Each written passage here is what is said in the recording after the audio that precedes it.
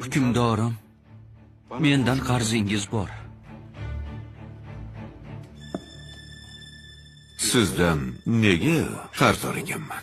Hukmdorim, men savdo sotiq bilan shug'ullanardim. Xonavayron bo'ldim. Bu o'zimgacha qarzga botdim. Har kuni tunda uxlashdan avval Allohga duo qilaman. O'g'lim, hukmdorimiz qarz qayerdan kelganini so'rayaptilar.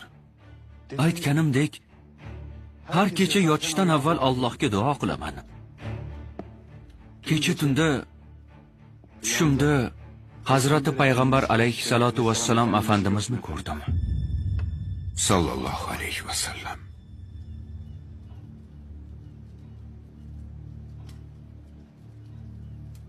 Ular menga Hamidimizga ayt. Har tunda aytadigan salovat va salom va zikrni kecha aytishni unutdi. Borib ehtiyojini undan so'ra dedilar.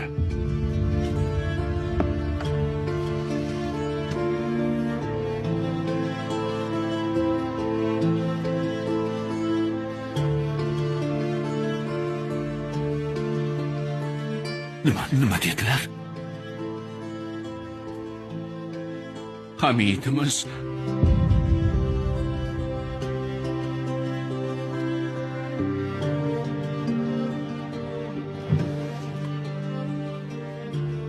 Oling birodar.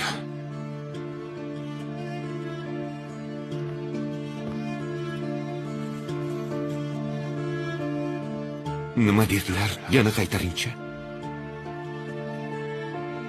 Hamidimiz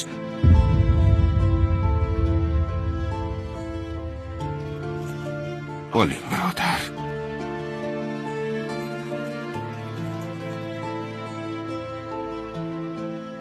Nima dedilar? Yana bir marta ayting. Hazrati Payg'ambarimiz tushimda menga Hamidimizga ayt.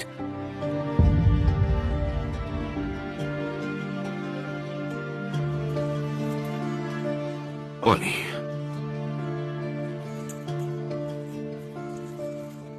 Yana bir qaytaring birodar. Hamidimiz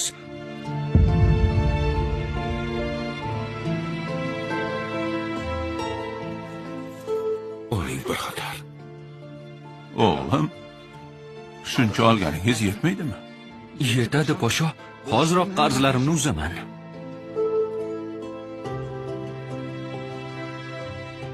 Salomat bo'ling.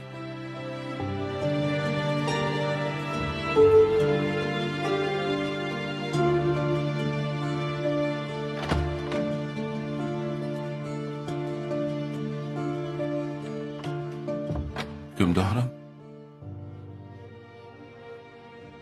sal qolsa bor budingizni olib ketardi. Nimalar deyapsiz podsho?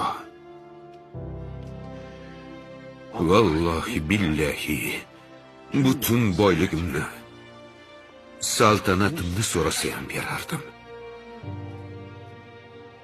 Kecha tunda ishladik podsho.